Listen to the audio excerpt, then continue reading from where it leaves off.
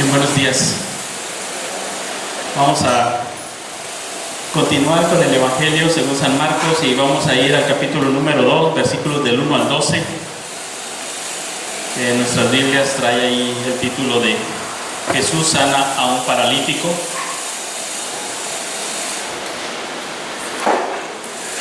Y después de darnos muchas historias breves, Marcos, historias donde pues fue tratándolas en 2 o 3 versículos. Por ahí las historias más largas era la de el endemoniado y luego la del leproso, que fueron de 6 y 8 versículos. Ahora nos va a dar una historia un poco más extensa. Esta tiene 12 versículos y en esta historia nos va a mostrar un asunto muy importante, que es el perdón de los pecados. Esta es la parte central de esta historia, ¿sí? Es la parte hacia donde nos va a enfocar el Señor Jesucristo, hacia el perdón de los pecados. Él vino a perdonar nuestros pecados. Eso es importantísimo. Y por eso había un poco de molestia en el primer capítulo de Marcos, cuando no quería que se difundiera mucho su fama, porque no quería la fama o la gloria en cierta medida, porque iba a desvirtuar, y ellos no iban a captar que el Mesías iba a ser un Mesías sufriente, que llevaría nuestros pecados y sufriente hasta la cruz. Ellos veían nada más a un Mesías glorioso, victorioso, como terminó el capítulo 1, un Mesías que viene, ve y vence, y nada se le interpone. Pero ya empezaba a dejar entrever cierta oposición y cierta molestia, cierta incomodidad, y ahorita se va a ver más claramente cuando hable sobre el perdón de los pecados. Así que vamos a la escritura. Marcos capítulo 2 dice la palabra de Dios: entró Jesús otra vez en Capernaum después de algunos días y se oyó que estaba en casa. E inmediatamente se juntaron muchos, de manera que ya no cabían ni aún a la puerta, y les predicaba la palabra. Entonces vinieron a él unos trayendo un paralítico que era cargado por 4. Y como no podían acercarse a él a causa de la multitud, descubrieron el techo de donde estaba, y haciendo una abertura bajaron el lecho en que yacía el paralítico. Al ver Jesús la fe de ellos, dijo al paralítico: hijo, tus pecados te son perdonados. Estaban allí sentados algunos de los escribas, los cuales cavilaban en sus corazones: ¿por qué habla este así? Blasfemias dice. ¿Quién puede perdonar pecados sino solo Dios? Y conociendo luego Jesús en su espíritu que cavilaban de esta manera, dentro de sí mismos les dijo: ¿por qué caviláis así en vuestros corazones? ¿Qué es más fácil, decir al paralítico: tus pecados te son perdonados? ¿O decirle: levántate, toma tu lecho y anda? Pues para que sepáis que el Hijo del Hombre tiene potestad en la tierra para perdonar pecados, dijo al paralítico: a ti te digo, levántate, toma tu lecho y vete a tu casa. Entonces él se levantó enseguida y tomando su lecho salió delante de todos, de manera que todos se asombraron y glorificaron a Dios, diciendo: nunca hemos visto tal cosa. Bueno, aquí tenemos entonces esta escena trascendental que el Señor Jesucristo va a enfocar en el perdón de pecados. Esta es una frase repetitiva. En el capítulo 1, versículo 14, ya dejó entrever un poco la oposición, diciendo que él empezó su ministerio después que Juan fue encarcelado. Su mensajero fue encarcelado y él empezó el ministerio.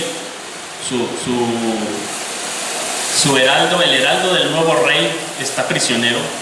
Entonces ya dejó entrever ahí una oposición al nuevo reino. En el 1.25 dice: pero Jesús le reprendió y dijo: cállate y sal de él. Ahí vemos esa incomodidad cayendo a un demonio. En el 1.34, y no dejaba hablar a los demonios. En el 37 y 38, cuando Pedro le dice: todos te buscan, y él dice: pues vámonos a los lugares vecinos. No se queda ahí. En el 1.43 y 44, con el leproso sanado, dice: entonces le encargó rigurosamente: mira, no digas a nadie nada. Ahí está dejando entrever ya el Señor su incomodidad. No nada más le dijo, como cuando uno hace un favor y alguien te quiere agradecer y dice: no digas nada. no fue nada. No fue una modestia así. Dice que le encargó rigurosamente que no dijera nada, porque no iban a comprender que él iba a ser un Mesías sufriente. Incluso más adelante lo va a declarar ya abiertamente con los discípulos, capítulos 8, 9 y 10, y 3 veces les va a decir que él va a ser un Mesías a quien le es necesario sufrir y sufrir al grado de la cruz, y les va a llamar. Eso implica que ustedes también tienen que negarse a sí mismos y tomar la cruz. Pero ¿cómo? Si nosotros estábamos discutiendo quién iba a ser el mayor. Nosotros estábamos pensando en otro tipo de Mesías, otro tipo de reino. Y por eso desde el inicio el Señor muestra esta cierta como que incomodidad, diciendo: no divulgues esto, porque no es el todo.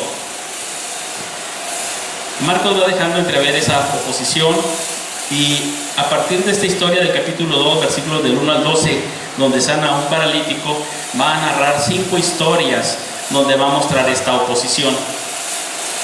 A partir de aquí, y va a culminar hasta el capítulo 3, donde los escribas se unen con los herodianos intentando o planeando matar al Señor. Entonces van a ser, de aquí en adelante, después de que nos dio puras historias chiquitas, van a ser 5 historias de oposición. Esta va a ser la primera, y va a culminar en el rechazo, muy rápido, en el capítulo 3 de Marcos, el rechazo de Jesús por parte de las autoridades eclesiásticas, por parte de los líderes religiosos, al grado tal de que están planeando matarlo. A ese grado. No es nada más un rechazo así verbal, de palabras, y me dijo y le dije y nos dijimos y me empujó y lo empujé. No, ya están planeando matarlo. En 5 historias nos va a decir cómo llegaron a esa conclusión. Perdón, salí muy distraído hoy y no me traje pañuelo. Ni cartera, ni nada. ¿Quién sabe qué me pasó? Ya traigo aquí, gracias, 2 buenas servilletas absorbentes. Entonces, aquí tenemos que va a enfrentar esta oposición. Isaías ya nos lo había declarado muy claro, gracias.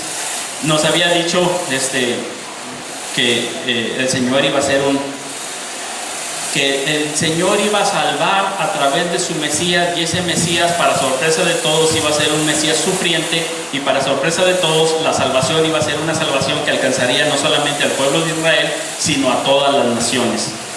Y dentro de sus profecías, Isaías nos dijo que precisamente por eso iba a ir al pueblo que moraba en tinieblas, y que iba a haber gran luz, Galilea de los gentiles, porque está enseñando que iba a haber una salvación que iba a irse más lejos de la nación de Israel, y va a Galilea de los gentiles. Y en este capítulo 2 dice al inicio: entró Jesús otra vez en Capernaum. En Capernaum él ya había estado. En Capernaum estuvo en el capítulo número 1, es cuando fue a la sinagoga, es cuando echó fuera un demonio, es cuando después de la sinagoga se fue a la casa de Pedro. En Capernaum es donde sana a su suegra, es donde sana a muchos al ponerse el sol. Ahí en Capernaum es donde él estaba haciendo todo este ministerio, y muchos habían sido sanados. Pero después el Señor se fue de ahí, y el capítulo 2 nos dice: entró otra vez en Capernaum. Esa es una bendición, porque hay una segunda oportunidad. No cualquiera tiene una segunda oportunidad. Pensemos en este paralítico, que a lo mejor se quedó lamentando: ya se fue Jesús y yo apenas iba a ir. Apenas vinieron los que me iban a cargar y ya me la perdí. Y ya me dijo el otro y el otro y el otro y el vecino y el del frente que fueron sanados. Y no cualquiera tiene una segunda oportunidad. Y ahora, para saber dónde está y para seguirlo y que me carguen y me lleven, pues ¿qué crees? Entró Jesús otra vez en Capernaum. Muchas gracias. Entonces tenemos aquí al Señor dando una segunda oportunidad, que no cualquiera tiene una segunda oportunidad.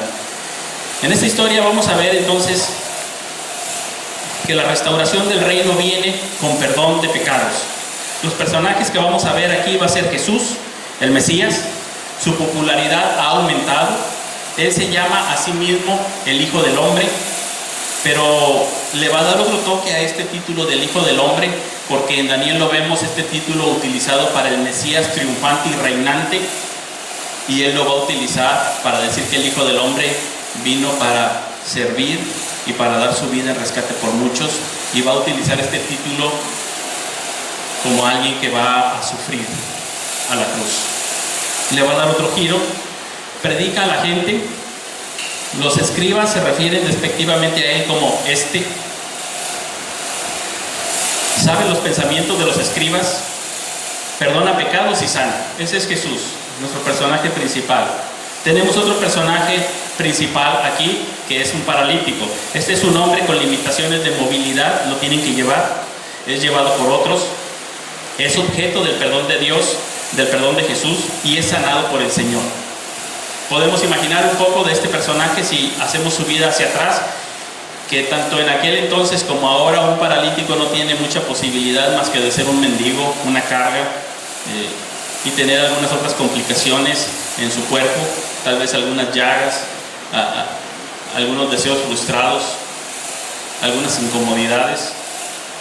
No sé, piensen ustedes que no se pudieran mover por, no sé, un mes, postrados, un año. No sabemos cuánto tendría este hombre y cuán severa sería su parálisis, pero al parecer su movilidad estaba totalmente nula, porque lo tenían que cargar entre 4 en una camilla. Tenemos también aquí como personajes a 4 que cargan al paralítico. Son personas que llevan al paralítico con fe en el Señor, son osados y son determinados. Ahí los vamos a ver. Identifíquense luego con todos los personajes de la historia, porque para eso es una historia. Una historia tiene personajes, atmósferas, sentimientos, y uno debe de identificarse con ellos. ¿Qué está sucediendo ahí? Tenemos algunos de los escribas, nada más se les menciona así como algunos. Son maestros distinguidos, van a estar sentados ahí cuando esté el Señor enseñando o predicando.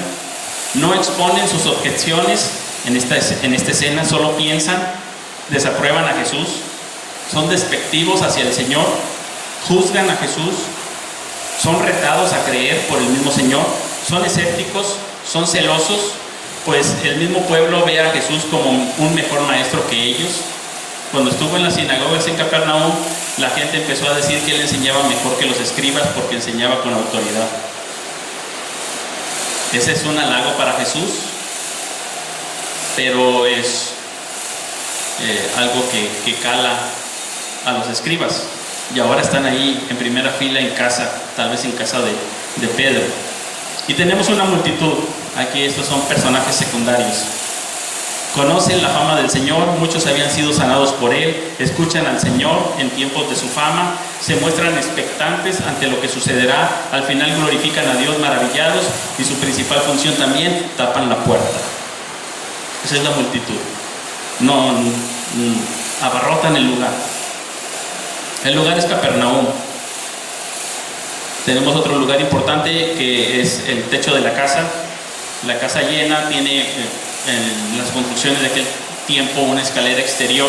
Normalmente el techo lo utilizaban para otras cosas, a veces para extender granos, para secarlos al sol, para hacer otras actividades, así que tenían una escalera exterior, y por ahí se van a subir estos 4 que van desde el techo a descubrir ya sea varas, ramas, hacer un boquete para bajar al paralítico, y seguramente con unas cuerdas, ¿verdad?, para hacerlo descender fácilmente, que como Capernaum está cerca del mar, es normal que ellos tuvieran cuerdas a la mano porque eran pescadores, son comunidad de pescadores, así que cuerdas es fácil encontrarlas por ahí mismo en el techo, ¿verdad? Había cuerdas por ahí, ¿sí? Tenemos la casa del hombre sanado. Este hombre viene a la casa y le mandan a su casa. Viene cargado y se va a ir caminando, y va a dar una referencia de su vida. La atmósfera, la multitud viene a Jesús con entusiasmo, escuchan e inmediatamente se agolpan a la casa. Hay expectación ante lo que Jesús va a decir y hacer. Los 4 que cargan al paralítico manifiestan determinación, así que piensen en ellos como gente determinada. Los escribas generan una atmósfera de molestia. Son de esas personas que van a estar ahí sentados, se nos dice, escuchando al Señor, pero con su desaprobación silenciosa. que todos los demás captan, ¿sí? De que no están de acuerdo con Jesús y solamente lo piensan. Lo que no saben es que Jesús sabe lo que están pensando, ¿sí? Los demás no saben lo que piensan, pero ven sus rostros, ven su desaprobación y crea una atmósfera tensa. ¿Qué va a hacer el Señor con estos hombres? La multitud se vuelve después gozosa y alaba al Señor y asombrada. Al final la multitud termina en asombro. Las palabras y frases repetitivas y claras va a ser pecado, y aquí va a ser muy importante que pensemos en lo que es el pecado, perdonar, paralítico y lecho, y poder. La palabra poder, no podían acercarse. ¿Quién puede perdonar pecados? El Hijo del Hombre puede perdonar pecados. Pues para que sepáis que puedo perdonar pecados. Y ahí está el poder. ¿Con qué poder o con qué autoridad hace esto? Así que empezamos. Versículo número 1. Entró Jesús otra vez en Capernaum. Ahí está. Otra oportunidad. Y si tú has escuchado en alguna ocasión la palabra de Dios y hoy providencialmente estás aquí para escucharla, eres afortunado, porque tienes otra oportunidad. Otra oportunidad, así como lo tenía esta ciudad privilegiada, de que viniera nuevamente el Señor a ellos. Y dice, después llenan la casa. Muchos se juntan en el versículo 2. Eso es inmediato. Y aquí viene la parte que va a romper con toda esta narración, porque ya él quedó ahí predicando la palabra, que es lo que hace el Señor normalmente cuando llega con la gente, predica la palabra. Es parte de su ministerio. Está predicando y pues digámoslo así que es un éxito, ¿verdad? Porque para un predicador se llenó, no solamente sentados, sino además parados a la puerta y hasta afuera, para que no pudiera ya pasar nadie más. A ese grado estaba de lleno. Así que imaginémonos aquí este pequeño local lleno hasta allá, hasta la puerta. Y luego en el versículo 3, entonces vinieron a él unos trayendo un paralítico que era cargado por 4. Vinieron unos, no sabemos si son 4, pero de entre esos unos que vinieron, 4 estaban cargando al paralítico, y el Señor va a decir que se acercan con fe. Dice que no podían acercarse. Ahí hay un obstáculo. Ellos tienen un obstáculo, y ante el obstáculo hay decisiones que ellos están tomando. Bien pueden decirle al paralítico, ¿sabes qué? No se puede, vamos a esperarnos aquí hasta que todo se acabe y a ver si al final, cuando ya todos se vayan, pues tenemos acceso al Señor. Podían haberle dicho, bueno, pues nosotros hasta aquí llegamos, aquí te dejamos, ya aquí Él va a salir, por aquí va a salir, aquí lo esperas, y pues ya, ahí lo dejaron. Venimos por ti más tarde, o algo. O pudieron haber hecho alguna otra situación, pero se muestra su determinación. No sabemos si eran amigos, si eran familiares, quiénes eran, pero ellos vienen, y cuando el Señor reconoce en ellos la fe, está reconociendo una fe que obra, que no se detiene con obstáculos, una fe que está motivada también y que tiene amor, una fe que ve con esperanza y que sabe que allí hay esperanza. Y entonces ellos suben al techo y no se les dificultan las cosas para quitar algunas cosas del techo y descender aquí al paralítico enfrente. Lo narra tan rápido, así que imaginemos la intensidad en el corazón de estos 4 hombres que están cargando al paralítico, la intensidad, el fervor, la fe, el valor, el atrevimiento, la determinación que hay en alguien que dice, es que esto es lo que tú necesitas, que lo sabe, y que lo sabe muy bien. Y entonces, cuando ya queda ahí frente a Jesús, versículo número 5, al ver Jesús la fe de ellos, dijo al paralítico, hijo, tus pecados te son perdonados. Ese era el momento del paralítico frente a Jesús. El paralítico tenía que estar ahí solo y reconocer su solipsismo y su indigencia, y ahí delante del Señor decir: heme aquí, aquí estoy y nadie está a favor de mí, ni nadie, aquí estoy tal cual soy, inútil, indigente, sin nada que hacer, sin nada que ofrecer, sin suficiencia en mí, aquí estoy delante de ti. Y esa es la gran labor que tiene la iglesia, de llevar a las personas delante del Señor y que ellos asuman su postura delante del Señor. Un ejemplo: hace muchos años yo estaba por inscribirme a la preparatoria, y yo recuerdo cuando hice la fila para el examen que íbamos a hacer y la selección, etcétera. Había mucha gente, pero a mí me causaba mucha gracia y hasta cierta pena que muchos los llevaba su mamá. Y para mí, yo desde secundaria fui solo a inscribirme, ¿verdad? Desde secundaria las cosas de la escuela eran asunto mío. Así que cuando yo los vi ahí, yo dije: pobres, tienen que su mamá traerlos para llevarlos a inscribir a la prepa. Claro que en la entrada estaba el maestro diciendo: entra solamente el alumno, las mamás se quedan fuera. Pero si la mamá pudiera, estaría a un lado donde está haciendo el examen. Hijo, le saco punta a tu lápiz, te paso un borrador, te traigo un vasito de agua. Pero ¿cuándo va a asumir ese joven su postura y decir: aquí estoy? El paralítico ahora está ahí, y no está su mamá ahí, no están sus amigos. Ellos hicieron bien su labor de llevarlo hasta ahí, y le dicen: de aquí en adelante estás tú solo delante del Señor.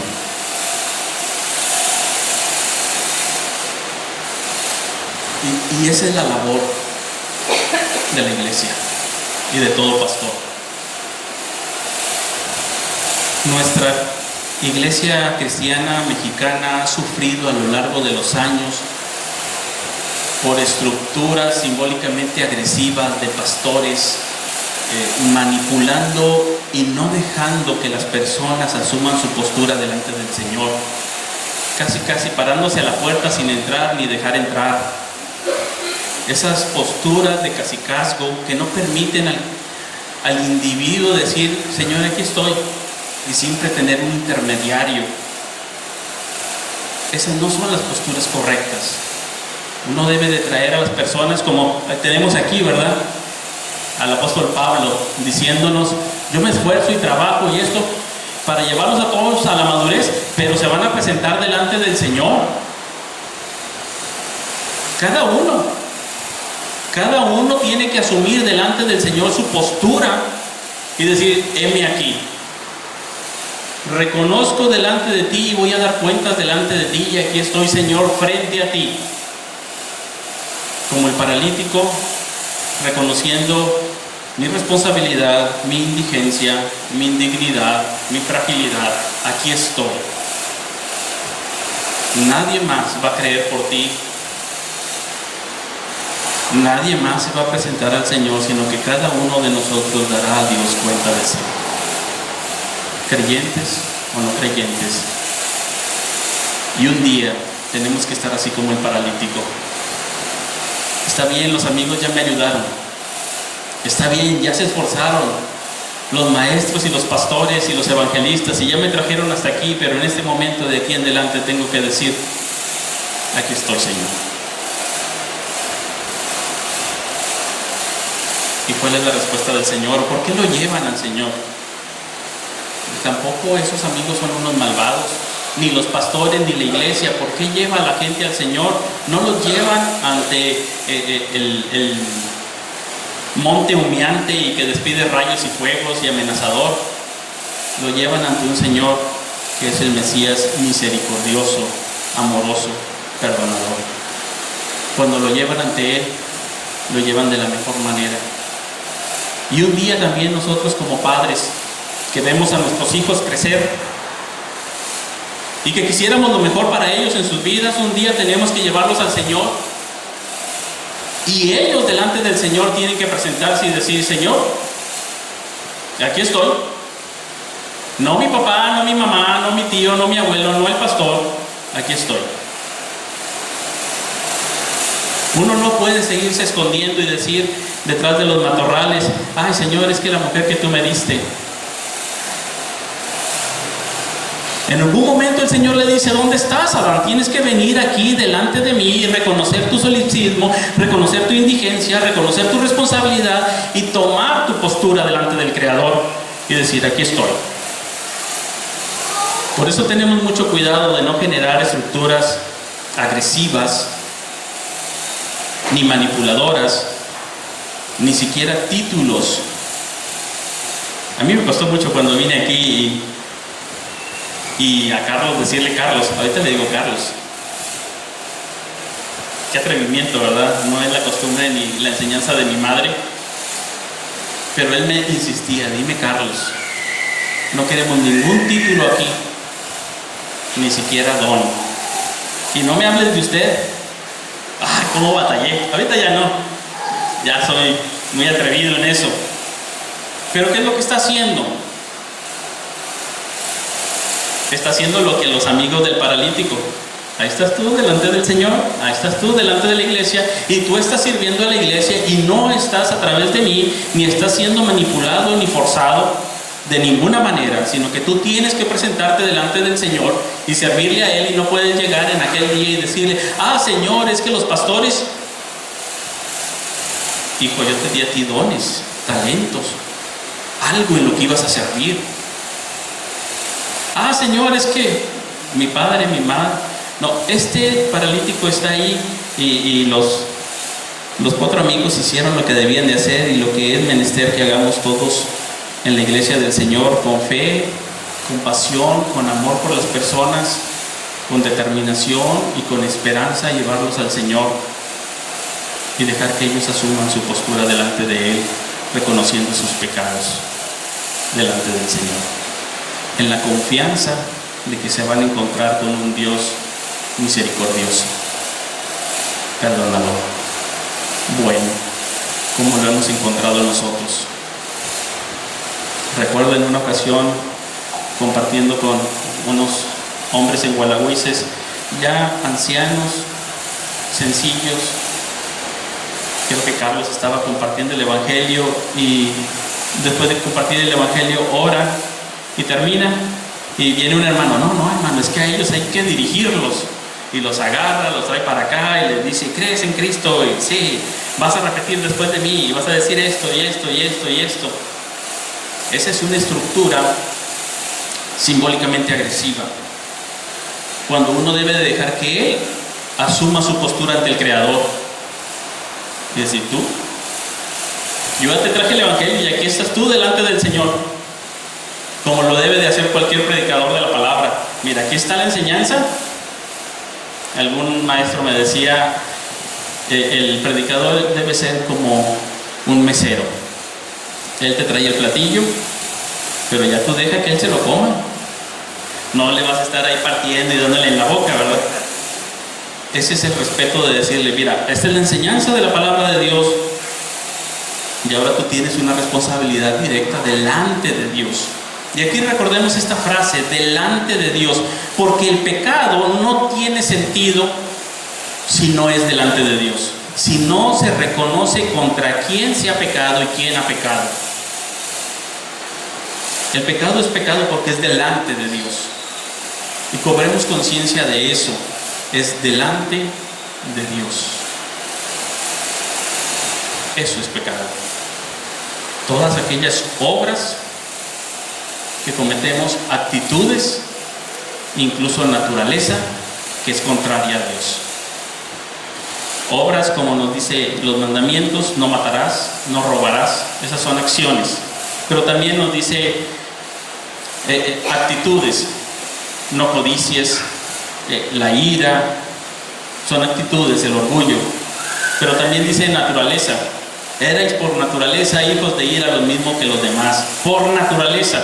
De tal manera que cuando pecamos de acción, estamos ofendiendo a Dios, personalmente a Dios, independientemente de si ofendemos también a hombres. Pero si nosotros le quitamos esa connotación al pecado, no tiene sentido. Como hoy en día se intenta hacer, diciendo que el pecado es un error, una enfermedad, una falla, un algo. Un algo y ya, se hace impersonal. Pero el pecado siempre es personal, es contra Dios. Incluso de naturaleza.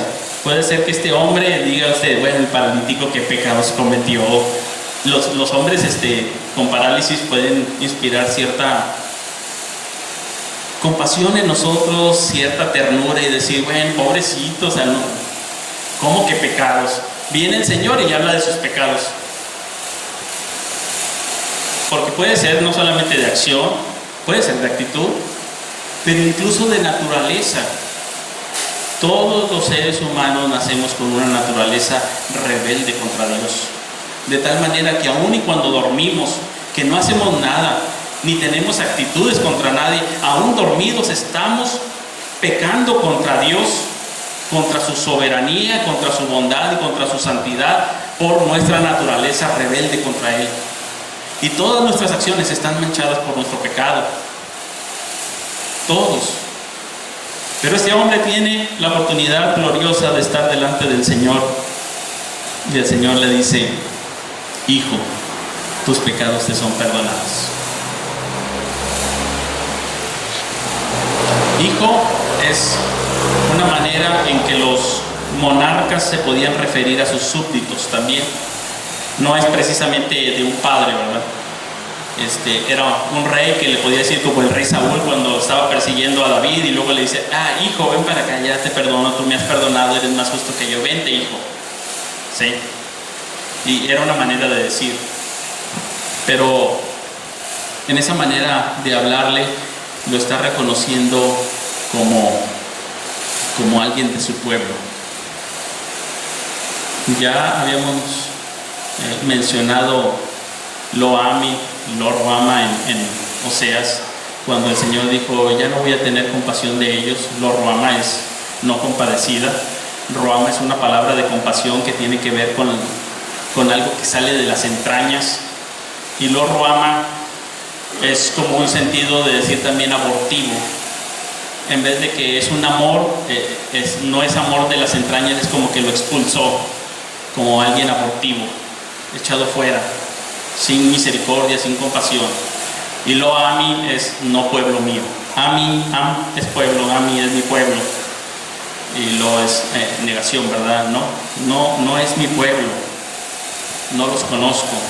Pero aquí les está hablando como su pueblo. Y ya que lo reconozca como parte de su pueblo, eso es genial.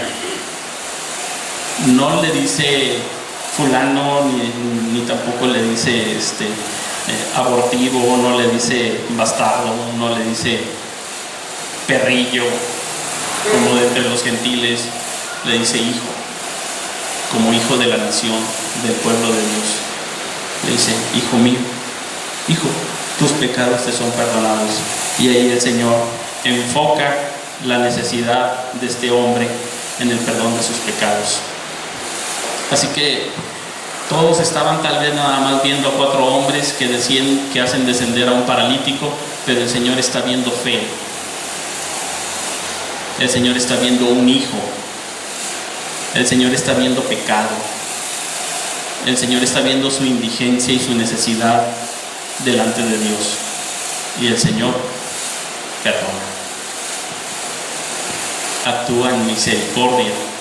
Y entonces ya no es Lo-Ruhamah, sino Ruhamah, compadecido. Ahí recibe toda la compasión de Dios al perdonar sus pecados, aquellos pecados que no podían ser expiados. Y así tenemos nosotros que presentarnos delante de Dios. Ahorita cantábamos Salmo 130, Señor, procuro en vano mi conducta reformar, pero ahí está mi pecado y vengo delante de ti. Precisamente delante de Él es donde debemos de venir. Y Él es el que perdona pecados. Y le perdona. Iniciamos nuestra sesión, nos leía Sergio Romanos 4, donde David habla de la bienaventuranza del hombre a quien Dios perdona los pecados por la nada, sin merecimiento, sin obras, sin hacer nada. es perdonado. Así este paralítico, perdonado de pura gracia por el Señor. Hijo, tus pecados te son perdonados. Imagínense cuando este hombre, pasados muchos años, les cuenta esta historia a sus nietos. Cuéntanos, abuelito. No, es que luego me bajaron del techo.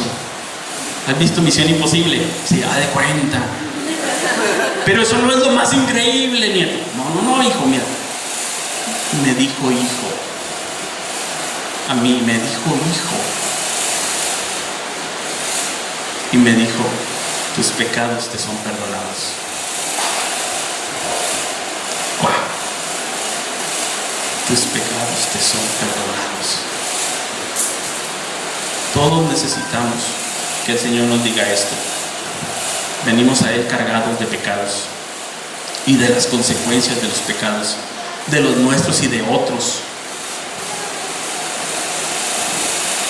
Venimos como el paralítico, o nos traen a algunos cargados. En la misericordia de Dios Él mueve a algunos que nos traigan cargados y nos hablan del Evangelio y hasta nos cargan. No, hombre, yo te llevo. Es más, te cargo hasta la silla para que escuches el Evangelio. Y entonces ahí nos presentamos delante del Señor y Él con su palabra nos dice, tus pecados te son perdonados. Nuestro credo dice, creo en el perdón de los pecados. Eso libera, desata, eso trae paz. Dice Romanos 5, justificados pues por la fe, tenemos paz para con Dios, por medio de nuestro Señor Jesucristo, por quien también tenemos entrada por la fe a esta gracia en la cual estamos firmes y nos gloriamos en la esperanza de la gloria de Dios. De pura gracia. De pura gracia que Él vino, que Él movió todo para que yo estuviera ahí. Pero estaban ahí sentados algunos que no se gozaban y que no veían la grandeza del perdón de pecados y que no podían en sus corazones disfrutar de ello porque estaban cavilando en sus corazones contra el Señor. ¿Por qué habla este así? Blasfemias dice. ¿Quién puede perdonar pecados sino solo Dios? Aquí el énfasis es solo uno, haciendo referencia al Shema. Oye Israel, el Señor tu Dios uno es. No me digas que tú también perdonas pecado. Ellos están haciendo referencia a la Escritura. Solo uno puede perdonar pecados. Este está blasfemando. Y lo consideraron solamente como blasfemia porque no creyeron que sus pecados fueran perdonados. Y conociendo luego Jesús en su espíritu que cavilaban de esta manera, dentro de sí mismo les dijo, ¿por qué caviláis así en vuestros corazones? Notemos ahora la exhibida.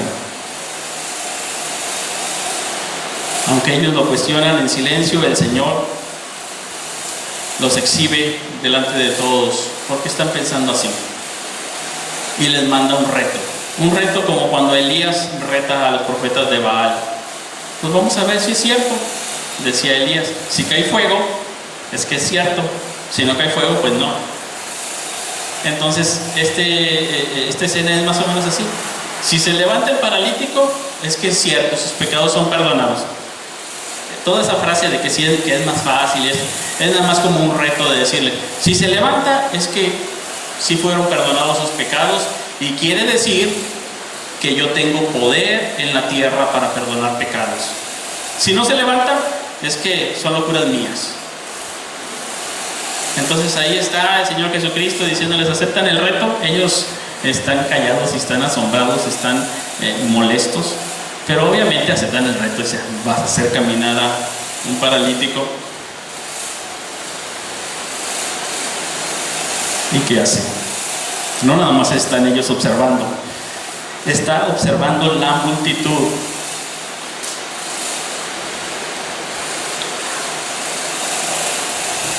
La multitud observa y va a terminar en adoración al Señor como la multitud que está observando con Elías cuando cae fuego del cielo y termina adorando al Señor.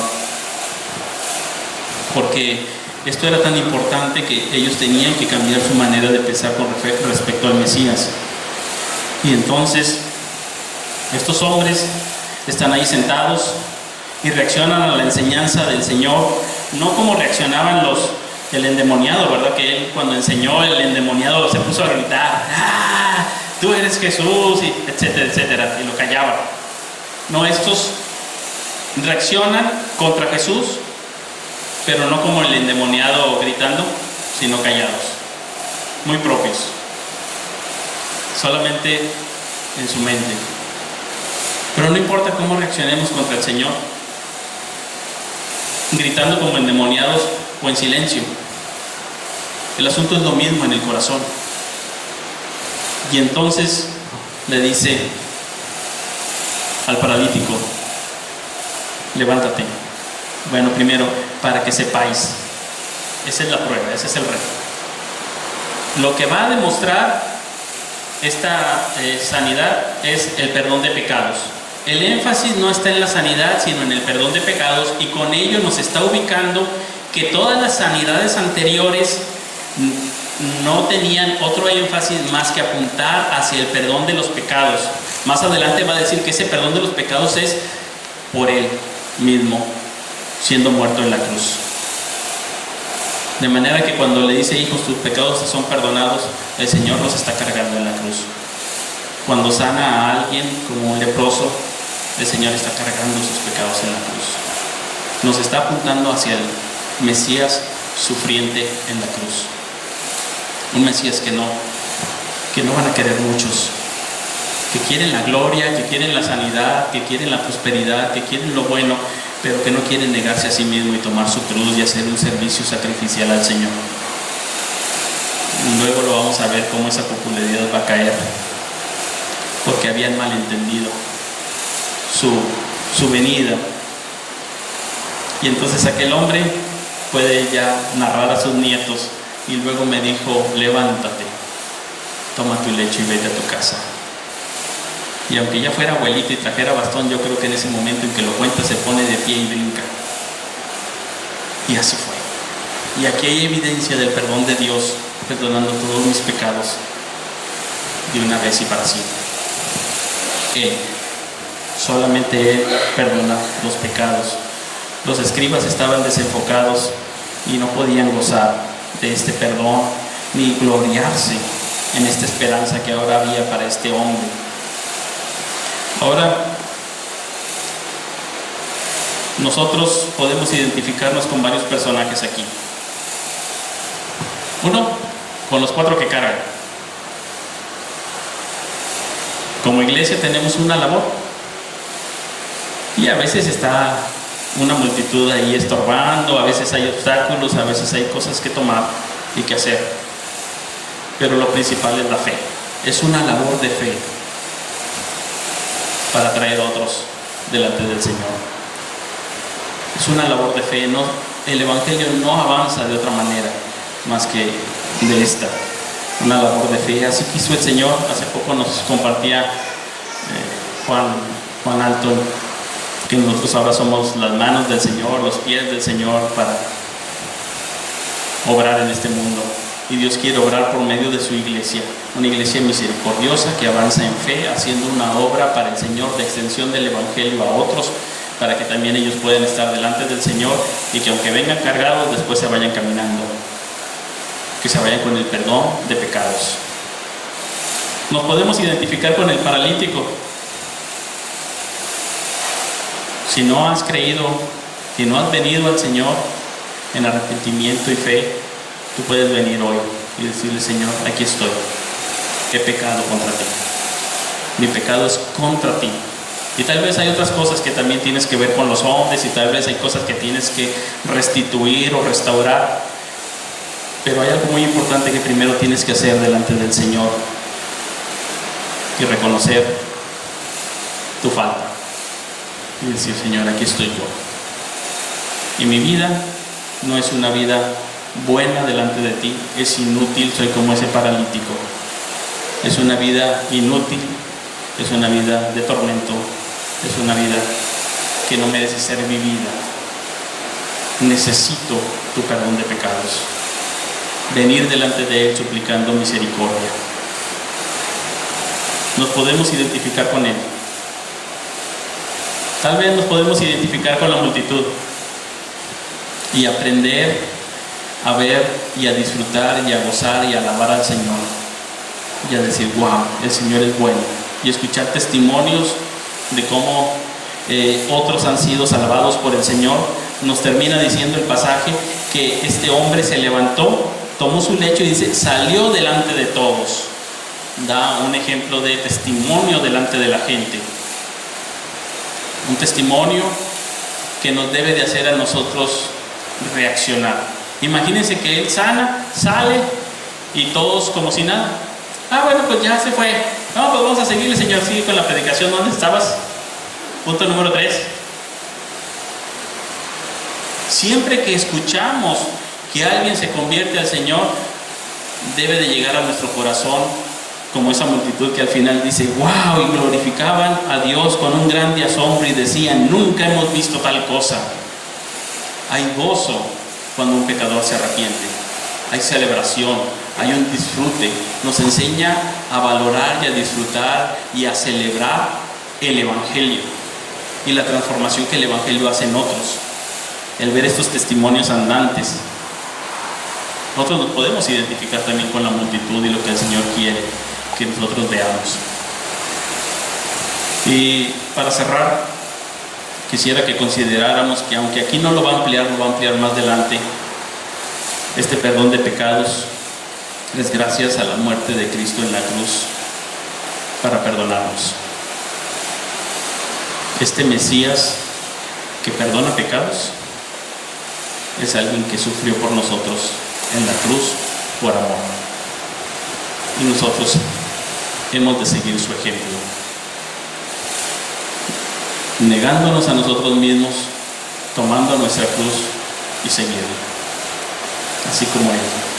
Ahí nosotros le vamos a conocer, no en un servicio ocasional, no en un servicio cómodo, sino en un servicio a Él que vaya un poco más allá, en un servicio sacrificial, que vaya un poquito más allá, cada vez más allá. Tal vez decimos, bueno, yo aquí ya estoy cómodo, y ese es el, digamos, el espíritu de nuestra época. Hasta aquí estoy cómodo, pero el Señor nos está llamando a algo más: consagración a Él, y decir, como dijera el apóstol Pablo, aquel que murió y resucitó lo hizo para que ahora los que viven ya no vivan para sí, que vivan para aquel que murió y resucitó por ellos, en una vida diferente, en una vida que requiere un esfuerzo para vivir en comunidad, requiere un esfuerzo para ir a la madurez, requiere un esfuerzo para ver por otros, requiere un esfuerzo en amor, en oración, en servicio, y requiere también un esfuerzo en testimonio hacia afuera, de poder decir ahí en nuestro corazón, esta semana yo quiero compartir el Evangelio con alguien. Tal vez de una manera muy sencilla. Mi primer esfuerzo tal vez sea darle un folleto. Llévese un folleto de los que están ahí en la entrada. Tal vez sea así algo muy sencillo. Tal vez sea un poquito más allá. Esa es la otra parte que nos habla la cruz. Y por último, quiero terminar con esta parte de glorificar a Dios y hablar de la adoración. En cualquier punto de nuestra vida en que nos encontremos, cada vez que leamos las historias del Señor donde Él perdona pecados, alabémosle, glorifiquemos su nombre, démosle gracias. Él es digno, es el único que puede perdonar nuestros pecados, limpiarnos de toda maldad por su sangre. Él es digno de ser alabado por siempre. Vamos a orar. Gracias, Señor. Gracias te damos por el perdón de pecados en Jesucristo, porque en Él, Señor, tú nos has limpiado, nos has lavado de toda inmundicia, de toda maldad, nos has dado una vida nueva y nos has hecho hijos tuyos, que ahora podemos comer a tu mesa, que ahora podemos tomar el pan y la copa de la comunión contigo, gracias a la obra de Cristo. Ahora, Señor, podemos celebrar en comunión. Ayúdanos, Señor, a cada día mirar hacia nuestro interior y venir delante de ti confesando nuestros pecados, venir arrepentidos. Ayúdanos, Señor, a ver también hacia afuera y llevar el mensaje de tu Evangelio. Ayúdanos, Señor, a estar conscientes y ver también hacia el futuro, cuando tú vendrás y nos librarás completamente de la naturaleza pecaminosa, y entonces seremos como tú, para adorarte en completa libertad gloriosa. Señor, ayúdanos a vernos también hacia el interior y que este Evangelio nos lleve a vivir en unidad y en amor unos por otros, a gozarnos en lo que tú haces en nuestras vidas de pura gracia, porque tú eres bueno. Señor, que en todo lo que hagamos podamos servir para la alabanza de la gloria de tu gracia, con la cual nos has hecho aceptos en el amado. Bendito seas en el nombre de Jesucristo.